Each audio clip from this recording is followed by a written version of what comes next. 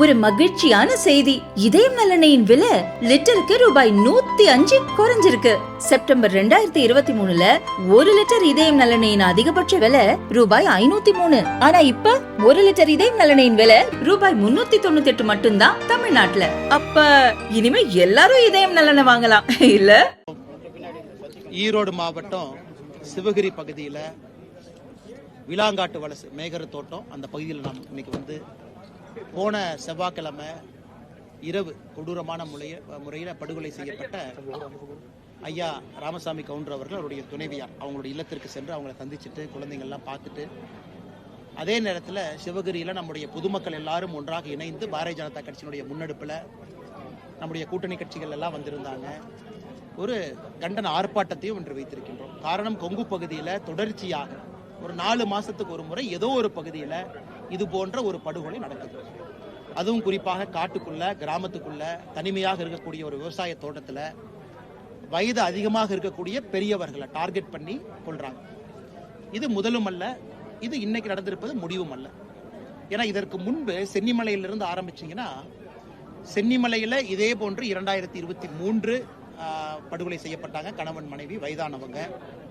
அதன் பிறகு பல்லடம் கள்ளக்கிணறுல ஒரு குடும்பத்தில் 4 பேர் வெட்டி கொல்லப்பட்டாங்க. சோமலை கவுண்டம்பாளையத்தில் கணவன் மனைவி மகன் 3 பேர் வெட்டி கொல்லப்பட்டாங்க. இன்னைக்கு இங்க நடந்திருக்கு. நாமக்கல் பகுதியில் இதே போன்று பரமத்தி வேலூர்ல நடந்திருக்கு. ஒன்று, குற்றவாளிகளை காவல்துறை விரைவில் பிடிக்கணும். எங்கேயுமே பிடிக்கிறது இல்லை, எங்கேயுமே அவங்க அரெஸ்டே பண்ணல. சோமலை கவுண்டம்பாளையமா இருக்கட்டும், வேற எங்கேயுமே அவங்க பிடிக்கல. அதனால விரைவில் குற்றவாளிகளை நீங்கள் கைது செய்ய வேண்டும் என்று வலியுறுத்தி இந்த ஆர்ப்பாட்டம். திராவிட முன்னேற்ற கழகத்தினுடைய அரசு கடந்த 4 ஆண்டுகள்ல சட்டம் ஒழுங்கு சீர்குலைந்திருக்கிறது. நீங்க நல்லா உத்து பார்த்தீங்கன்னா சட்டம் ஒழுங்கு என்பது திமுக ஆட்சிக்கு வந்ததிலிருந்து உருப்படியாக சொல்லிக் கொள்ளும் அளவுக்கு எங்கேயுமே இல்லை. அதில் பாதாளத்தில் தான் இருக்கு. நான் மேடையில் படித்தேன். போக்சோ கேஸ் மட்டும் பார்த்தீங்கன்னா 16,000 தாண்டி இருக்கு. 2022, 23, 24 இந்த 3 ஆண்டுகள் மட்டும் 16,000 கேஸ் போக்சோ கேஸ் தாண்டி இருக்கு. இது பார்த்தீங்கன்னா அரசு வந்து வெளிப்படையாக டேட்டா கொடுக்கறது இல்லை. இந்த மானிய கோரிக்கையில் போய் பார்த்தீங்கன்னா அங்கிருந்தா நீங்கள் டேட்டா எடுக்கிறீங்க. அந்த பேப்பர் இருந்தால் கொடுங்க, தமிழில் கரெக்டாக டேட்டா கொடுப்போம். 16,000க்கு மேற்பட்ட போக்சோ வழக்கு, 5,000க்கு மேற்பட்ட பெண்களுக்கு எதிரான வன்கொடுமை வழக்குகள், 4,949 கரெக்டாக நம்பர் சொல்லணும் அப்படின்னா. அதனால ஒரு பக்கம் குற்றங்கள் அதிகமாகிட்டு இருக்கு, குற்றங்கள் எங்கேயும் குறையல. இன்னொரு பக்கம் குற்றவாளிகளை பிடிக்கலாம். அதனால அரசை பொறுத்தவரை, காவல்துறையை பொறுத்தவரை நாங்கள் 2 வாரம் எல்லாரும் சேர்ந்து 2 வாரத்துக்குள்ள நீங்க குற்றவாளிகளை கைது செய்யவில்லை என்றால் 20ஆம் தேதி, வருகின்ற 20ஆம் தேதி செவ்வாய்க்கிழமை சிவகிரியிலிருந்து இந்த பகுதியிலிருந்து தொடர்ச்சியான உண்ணாவிரத அறப்போராட்டத்தை நாங்கள் முன்னெடுக்க இருக்கின்றோம். அந்த 20ஆம் தேதி நடக்கக்கூடிய அந்த முதல் நாள் உண்ணாவிரத அறப்போராட்டத்தில் நான் வந்து பங்கேற்க இருக்கின்றேன். காலையிலிருந்து சாயங்காலம் வரைக்கும் இங்கே இருந்து பொதுமக்களை திரட்டி தொடர்ச்சியா டே பை டே ஒருத்தரா வந்துகிட்டே இருப்பாங்க. அரசு அந்த அளவுக்கு எங்களை அழைத்து செல்ல மாட்டார்கள் என்று நம்புகின்றோம். விரைவில் குற்றவாளிகளை கைது செய்வார்கள் என்றும் நம்புகின்றோம். கைது செய்யணும். அதே நேரத்தில் இறந்து போனவர்களுக்கு அரசு நிவாரண உதவியும் கொடுக்கணும். ஏன்னா எல்லாமே விவசாயத்தை நம்பி இருக்கிற குடும்பம், நிவாரண உதவியும் அரசு கொடுக்கணும்.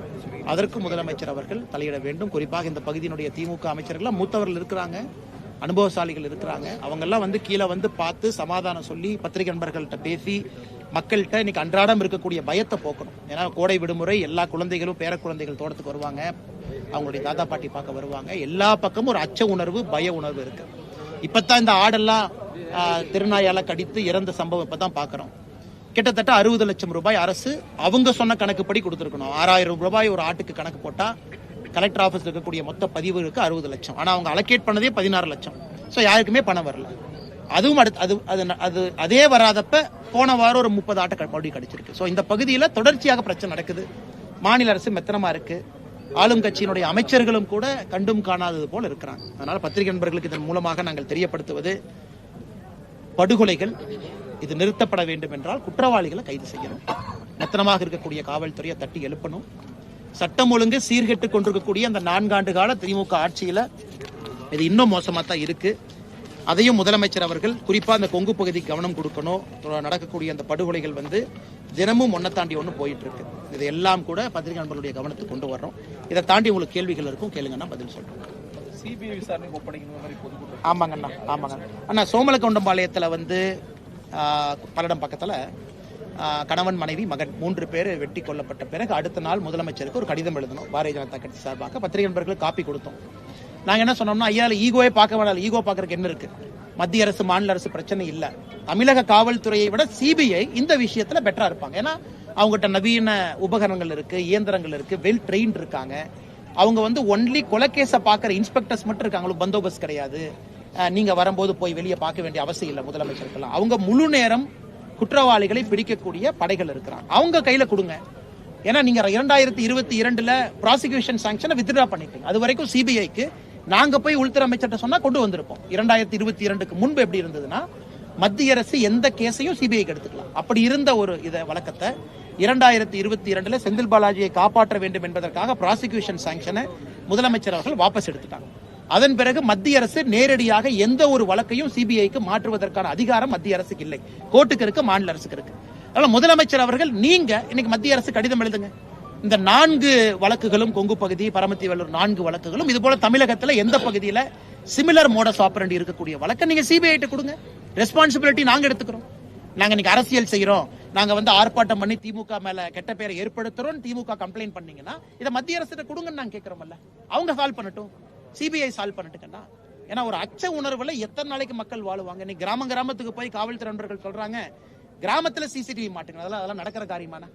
ஒரு கிராமத்துல ஒரு வயதானவர்கள் இருக்கக்கூடிய பகுதியில எத்தனை சிசிடிவி மாத்துவாங்க? முடக்குறிச்சி எடுத்துங்க, சிவகிரி எடுத்துங்க, எத்தனை தனிமை தோட்டங்கள் இருக்கு? 10,000 15,000 சிசிடிவி மாத்தினா மானிட்டர் பண்றது யாரு? அது யார் அந்த சிசிடிவியை பார்ப்பாங்க? பழுதடைஞ்சா யார் வந்து ரிப்பேர் பண்ண போறாங்க?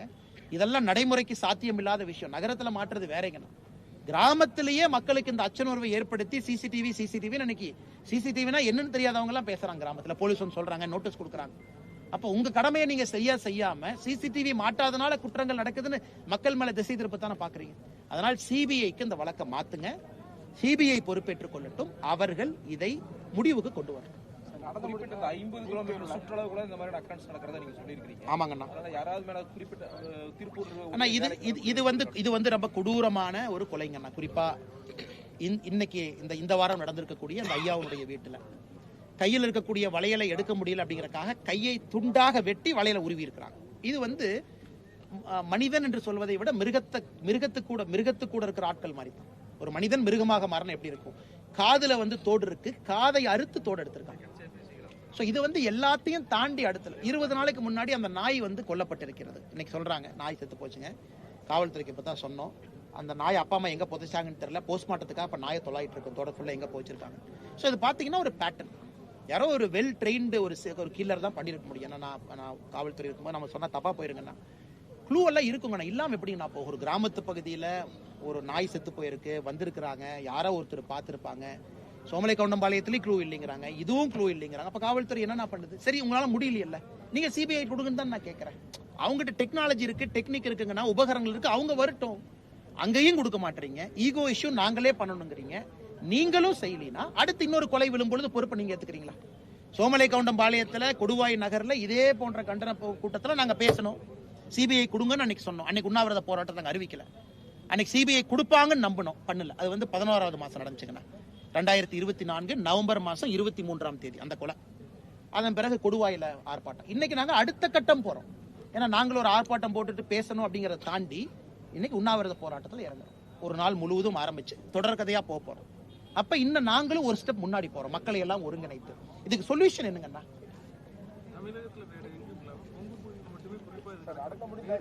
அண்ணா குறிப்பா நம்ம பகுதிங்கன்னா இந்த தனியாக தோட்டங்காட்டுல இருக்கக்கூடிய பெரியவர்கள் கொஞ்சம் அதிகமாக இருக்கக்கூடிய பகுதி. நான் பார்த்த வரைக்கும், தமிழ்நாடு ஃபுல்லா பார்த்த வரைக்கும், இந்த மாதிரி ஒரு கில்லர் வர்றாங்க, தோட்டம் இருக்கணும், கொன்னா கூட பக்கத்துல கேட்க கூடாது, 1 கிலோமீட்டருக்கு இன்னொரு காடு இருக்கக்கூடாது. தென் தமிழகம் பாத்தீங்கன்னா கொஞ்சம் இந்த அளவுக்கு வந்து தூரமாக இருக்கக்கூடிய தோட்டங்கள் இல்ல, நம்ம பகுதி மட்டும். அது ஏதோ ஒரு காரணத்திற்கு இங்கே சுவை பார்த்து விட்டார்கள். ஓகே, ஒரு வீட்டுக்குள்ள போனா எப்படி இருந்தாலும் ஒரு 10 பவுன் தேரும். ஒரு விவசாய குடும்பம்னா ஒரு 10 பவுன், தாலிச்சரடு ஒரு 6-7 பவுன் இருக்கும், ஒரு வளையலோ நகையோ ஒரு 3 பவுன் இருக்கும், குறைந்தபட்சம் 10 பவுன். இதுக்கு சுவை பார்த்துட்டாங்க. திரும்ப என்ன நடக்குது? இந்த தனிமையாக இருக்கக்கூடிய காட்டை டார்கெட் பண்றாங்க. சோ தமிழகத்தினுடைய மற்ற பகுதியில வேற மாதிரி கிரைமுங்கன்னா, இங்க வந்து தனிமை. சென்னிமலைங்கண்ணா வயசு என்னங்கண்ணா? 82 வயசு அவங்களுக்கு. அந்த பெரியவருக்குங்கண்ணா முருங்கத்தொழுவு ஊர்ல அவர் பேர் வந்து முத்துசாமி. அந்த ஐயா பேர் முத்துசாமி ஐயா வந்து 82 வயசு, அம்மா 77 வயசு.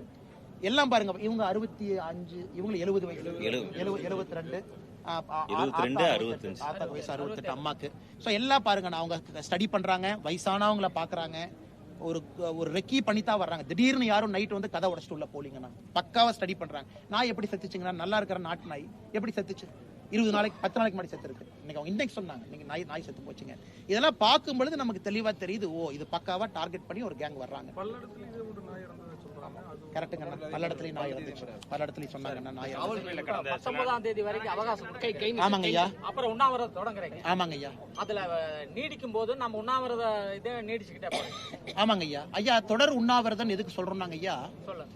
அரசியல் கட்சியை தாண்டி பத்திரிகை நண்பர்கள் மூலமாக மக்களுக்கு இதை கொண்டு போய் காமன் பொதுமக்களை கொண்டு வந்து உட்கார வைக்கிறோங்கிறது எங்க நோக்கம். ஏன்னா அரசியல் கட்சிகள் வந்தாங்க, பேசினாங்க, கிளம்புனாங்கன்னு இல்லாம நாங்க முன்னிருந்து எடுக்கிறோம். நீங்க வாங்க, தோட்டத்துல, கிராமத்துல, சாலையில் இருக்கிறவங்க எல்லாம் வாங்க. இந்த பிரச்சனையை முதலமைச்சருக்கு பிரஷர் போடுவோம். உண்ணாவிரத போராட்டங்கிறது பிரஷர்.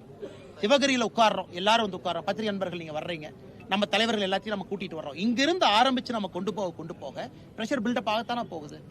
ஆனால் நாங்கள் எல்லாம் இங்க பாருங்க, ஈரோட்ல ஆர்ப்பாட்டம் நடத்திங்க, சிவகிரிக்கு வந்து நாங்க ரொம்ப தெளிவா இருக்கோம். சோமலகவுண்டம்பாளையம் ஆர்ப்பாட்டம் கொடுவாயில நடத்தணும், ஊர்ல. திருப்பூர்ல பஸ் ஸ்டாண்ட் நடத்தக்கூடாது, நம்ம ஊருக்கு போய் ஆர்ப்பாட்டம் நடத்தணும். ஏன்னா அப்பதான் மக்களுக்கு அந்த உணர்வு, அப்பதான் மக்கள் வந்து அவர்கள் பிரச்சனையாக வருவாங்க. அதனால நம்முடைய உண்ணாவிரத போராட்டம் நடப்பதும் சிவகிரியில தான் 20ஆம் தேதியில இருந்து. ஏன்னா வேற வழி இல்லைங்க. ஆமாங்க ஐயா, அவங்க குற்றவாளிகளை பிடிக்கும் வரை தொடர் பந்தல போட்டு உட்கார்ந்துட்டே இருப்பாங்க ஐயா. காவல்துறையினர் இந்த கேஸ்ல வந்து நிறைய இன்புட்ஸ் கிடைச்சிருக்கு அப்படின்னு உயரதிகாரிகள் சொல்றாங்க. வெரிஃபை பண்ண ஸ்டேஜ்ல இருக்கு, வெரிஃபை பண்ணி ஐயா நாங்க வந்து யாருக்குமே தொந்தரவு கொடுக்கலீங்க ஐயா. காவல்துறைக்கு வந்து நாங்க இன்னைக்கு வந்து தொந்தரவு கொடுத்து நியூசன்ஸ் பண்ணி ஒரு வழக்கு போயிட்டு இருக்கிற காவல்துறையை வந்து டைவர்ட் பண்ண நாங்க விரும்பலீங்க ஐயா. ஐயா போன செவ்வாய்க்கிழமை பாடியை வந்து வியாழக்கிழமை சாயந்தரம் கண்டுபிடிக்கிறாங்க. 2 நாள் தோட்டத்தில் இருக்கிறாங்க பாவம். ஏன்னா பையனுக்கு தெரியல, பொண்ணுக்கு தெரியல. அதுக்கப்புறம் ஃபோன் பண்ணி பார்த்து ஃபோன் எடுக்கலின்னு பக்கத்து தோட்டத்துக்காரங்களுக்கு ஃபோன் பண்ணி அம்மா வந்து பாக்குறாங்க. ஸோ அதுக்கப்புறம் பாத்தீங்கன்னா வியாழன், வெள்ளி, சனி, ஞாயிறு, திங்கள் 5 நாள் ஆச்சு. இன்னைக்கு நாங்க சொல்றது ஐயா 2 வாரம் எடுத்துக்கங்க. நீங்க தான் துப்பு இருக்குங்கிறீங்க, எங்களுக்கு டிடெக்ட் பண்ணிடுவோங்கிறீங்க. இன்னும் 2 வாரம் எடுத்துக்கங்க, 2 வீக்ஸ் எடுத்துக்கங்க. பட் நீங்க அங்கேயும் செய்யலையா, சோமலகவுண்டம்பாளையம் நீங்க செய்யலையா, அங்கேயும் இதே தானே சொன்னீங்க, அங்கேயும் இதே தாங்க சொன்னாங்க. வந்துட்டாங்க ஐயா, தனிப்படை 8 அமைச்சிருக்கிறோம், 1 வாரம் 10 நாள் நார்த் இந்தியாக்கெல்லாம் போயிருக்குன்னு சொன்னாங்க. அங்க போயிருக்காங்க, இங்க போயிருக்காங்க, கடைசியில் ஒன்னையும் காணாங்க. ஸோ நம்ம பாயிண்ட்டுங்கன்னா அதுக்கும் இதுக்கும் டேட் பாருங்கன்னா நவம்பர் 23. இன்னைக்கு வந்து நாம ஏப்ரல் மேல இருக்கிறோம், மே. ஸோ எக்ஸாக்டா பாத்தீங்கன்னா 6 மாசம். நீங்க சென்னிமலையில இருந்து பாத்தீங்கன்னா 5 months 6 months கேப்ல 1 வருது. அதனால அடுத்த 6 மாதம் கழித்து இன்னொரு பெரியவர் இறக்குறாங்கன்னா அதுக்கு யார் பொறுப்பேற்க முடியுங்கன்னா, அதனாலதான் வேகப்படுத்த வேண்டும் என்று நினைக்கின்றோம். ஆக்ரோஷம் எடுக்கணும். அண்ணன் முத்துசாமி என்ன இருக்காங்க, அமைச்சர் இருக்கிறாங்க. அண்ணன் ரொம்ப அரசியல் நாகரிகம் தெரிஞ்சவங்க, ரொம்ப ஒரு என்ன சொல்றது, மூத்த அரசியல் அனுபவம் இருக்கிறவங்க எல்லாம் போய் சிஎம் போய் பேசணும். அண்ணன் போய் சீரியஸா எடுக்கணும்.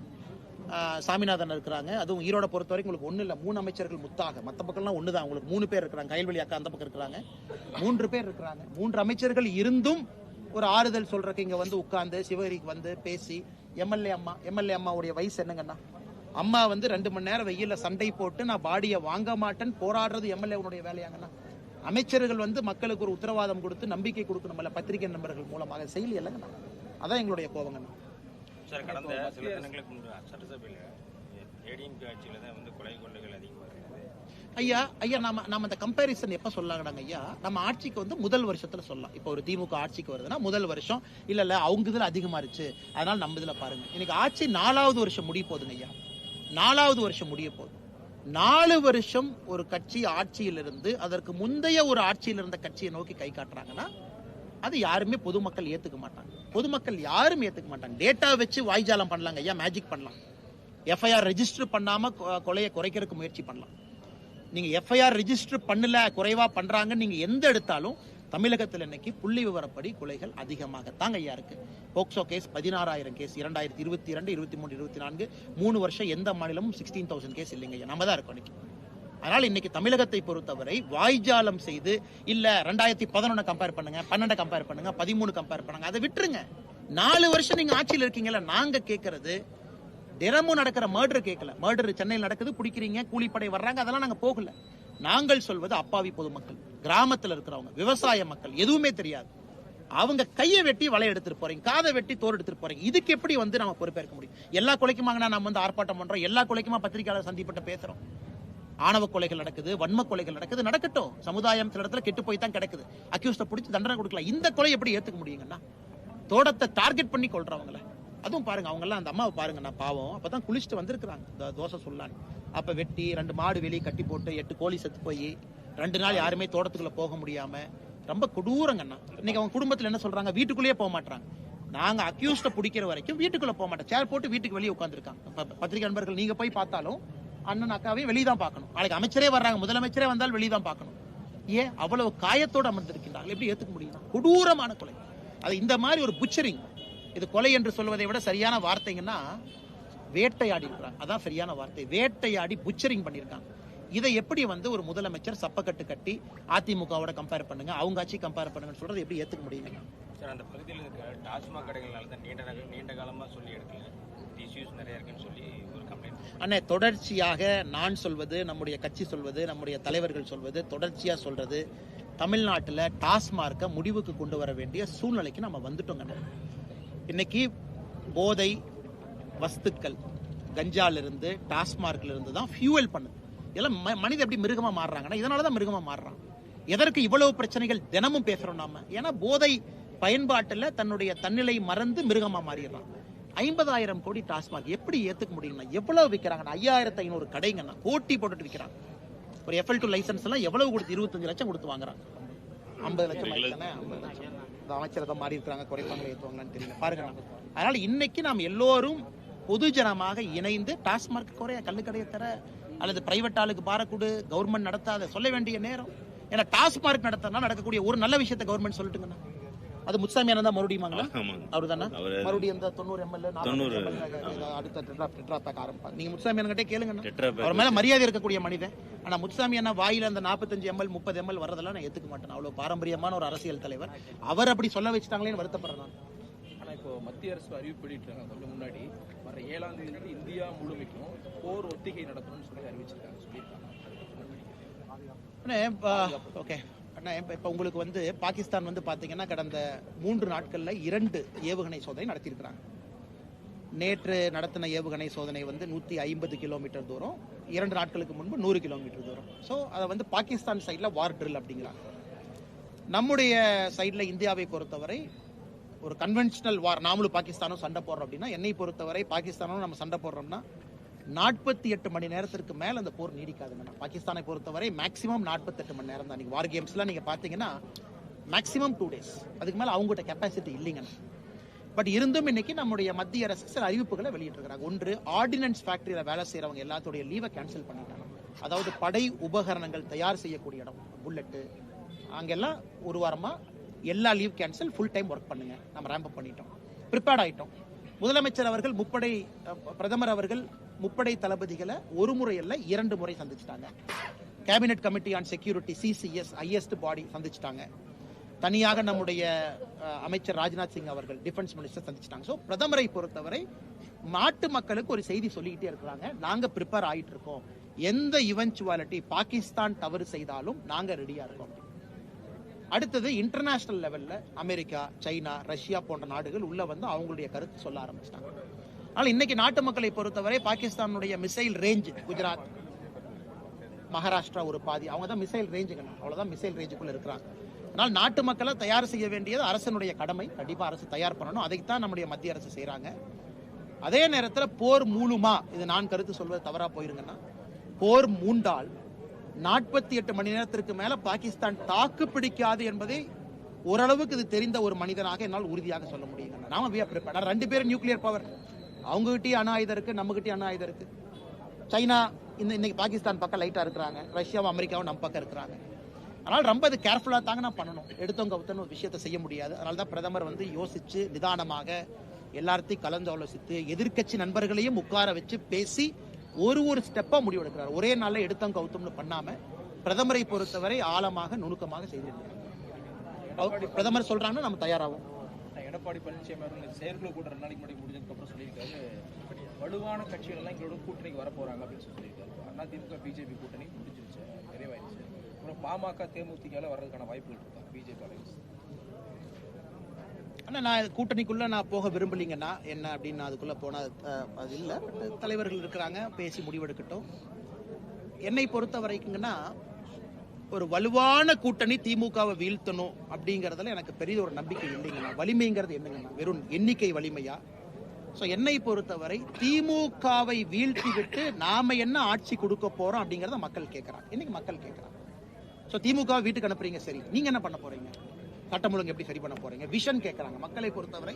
they want a vision. அடுத்த 5 ஆண்டுகள் தமிழகத்தை உங்க கையில கொடுத்தா என்ன செய்ய போறீங்க? அதற்கு இன்னைக்கு எதிர்க்கட்சி தலைவராக இருக்கக்கூடிய அண்ணன் எடப்பாடி பழனிசாமி அவர்களாக இருக்கட்டும், தமிழகத்தினுடைய எல்லா அரசியல் கட்சி தலைவர்களும் பேச ஆரம்பிச்சிட்டாங்க, இதை நாங்கள் செய்வோம், அதை செய்வோம்.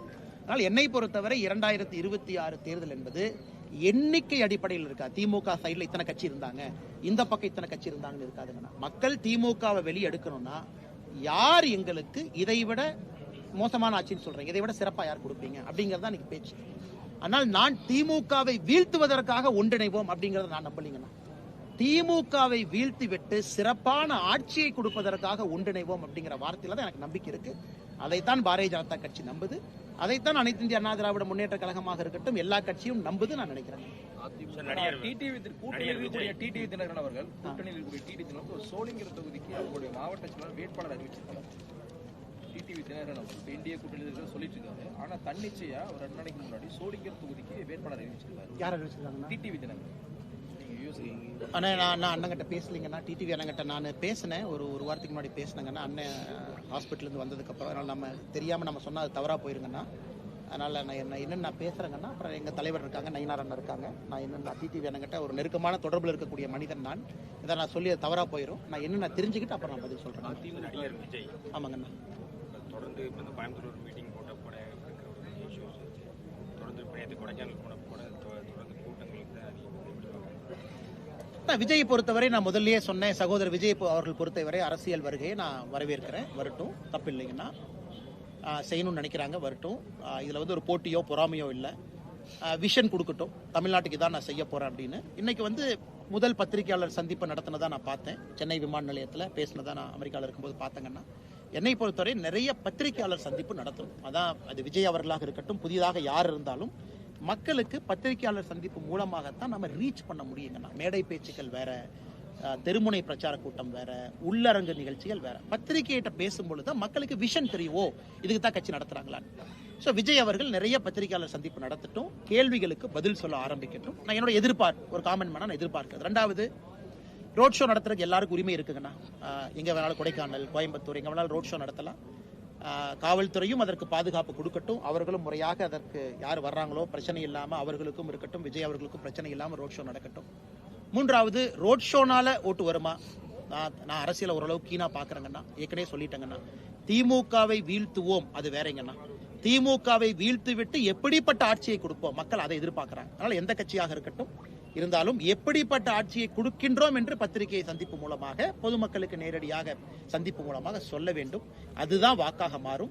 இன்னைக்கு பொலிட்டிக்கல் ஃபீல்டு ஓப்பனுங்கண்ணா, தமிழ்நாடை பொறுத்தவரை இட்ஸ் ஓப்பன் ஃபீல்டு. இன்னைக்கு ஸ்ட்ராங்கான நிறைய பிளேயர்ஸ் இருக்காங்க. இன்னைக்கு ஒரு ஓப்பன் பொலிட்டிக்கல் ஃபீல்டு இருக்கு. மக்கள் ரொம்ப உன்னிப்பா பாக்குறாங்க. திமுக மேல ஒரு வெறுப்பு இருக்கு. புதியவர்கள் வந்தாங்கன்னா வரவேற்பு இருக்கு. மோடி ஐயா மேல பெரிய ஒரு மரியாதை இருக்கு. அனைத்து இந்திய அண்ணா திராவிட முன்னேற்ற கழகம் ஒரு வலிமையான ஒரு கட்சி.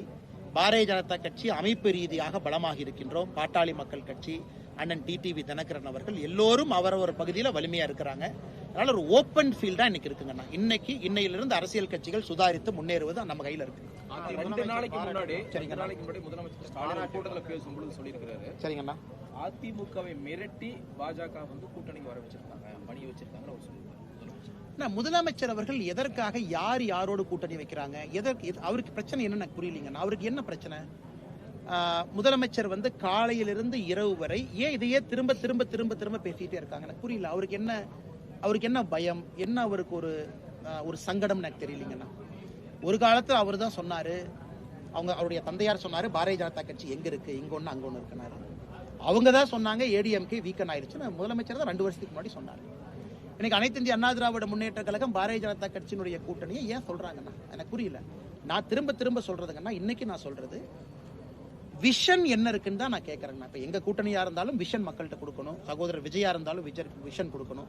சகோதரர் சீமான் அண்ணா இருந்தாலும் விஷன் கொடுக்கணும். இன்னைக்கு தான் அரசியல் மக்கள் ரொம்ப புத்திசாலிகள், ரொம்ப புத்திசாலி, ரொம்ப தெளிவா யோசிச்சு தான் ஒரு ஓட்டு போட போறாங்க. அதனால முதலமைச்சர் எதற்காக பிதற்றுகின்றார்? அவர் செஞ்ச சாதனையை சொல்லலாமே, 4 வருஷம் ஆச்சு, அதை ஏன் சொல்ல மாட்டாரு? ஏன் டேட்டா கொடுக்க மாட்டாரு? ஒரு கொலை கூட தமிழ்நாட்டில் டேட்டா இல்ல. நான் உங்களுக்கு சொன்ன டேட்டால எங்க எடுத்தாங்கன்னா மானிய குறிப்புல இருந்து எடுத்தேன். மானிய குறிப்புல, உள்துறை மானிய குறிப்புல தான் டேட்டா இருக்கு. இவங்க ஒரு டேட்டா வெளியிட்டு பல ஆண்டுகள் ஆகுது. பெண்களுக்கு எதிரான குற்றம் 2021, 22, 23 எங்கேயுமே இல்ல, பத்திரிகை கிடைக்காதுங்க. கிடைக்காது. எந்த டேட்டாவுமே கொடுக்கறது இல்லை. எந்த அடிப்படையில நல்லாட்சின்னு சொல்றாங்க? ஆனால் முதலமைச்சர் அவர்கள் அதுல கவனம் செலுத்தட்டும். யார் யாரோடு கூட்டணி வைக்கின்றார்கள் என்பதற்கு எதற்காக அவர் கவலைப்பட்டுக் கொண்டிருக்கின்றார்? அதை தொடர்ச்சி பேசும்போது அதிமுக பழனிசாமி அவர்கள் திமுக கொள்கை கிடையாது, அதிகாரம் தான் எல்லாரும் சொல்லாங்கண்ணே. எல்லாருக்கும் அண்ணன் எடப்பாடி பழனிசாமி அவர்களுக்கு பேசுவதற்கு முழு உரிமை அவருக்கு இருக்கு. சீமான் அண்ணன் பேசுறதுக்கு அவருக்கு இருக்கு. விஜய் அண்ணன் பேசுறதுக்கு அவருக்கு இருக்கு. பாரதிய ஜனதா கட்சி நாங்கள் பேசுவதற்கு எங்களுக்கு இருக்கு. இன்னும் ரொம்ப தூரம் இருக்குங்கண்ணா. அரசியல் களம், அமைப்பு, பேசுகின்ற விதம், பக்குவம், அரவணைப்பு, எல்லோரையும் அரவணைத்து செல்லக்கூடிய விதம் இன்னொரு 7-8 மாசம் மக்கள் பார்த்து கொண்டிருக்கின்றார்கள். ஏற்கனவே சொன்னது போல ஓப்பன் ஃபீல்டு, இன்னைக்கு ஃபீல்டு ஓப்பனா இருக்குன்னா யார் வேண்டுமானாலும் ஆட்சிக்கு வர முடியும் என்கின்ற சூழல் தமிழகத்தில் இருப்பதாக நான் பார்க்கின்றேன். ஏன்னா மக்கள் எல்லாத்தையும் பார்க்கறாங்க. விஜய் அவர்களையும் உத்து பார்க்கறாங்க. அண்ணன் சீமான் அவர்கள் ரொம்ப நாளா போராடிட்டு இருக்காரு, அவரையும் உத்து பார்க்கறாங்க. பாரதிய ஜனதா கட்சி, மோடி ஐயா வலிமை அடைஞ்சிருச்சு, பாரதிய ஜனதா கட்சியை பார்க்கறாங்க.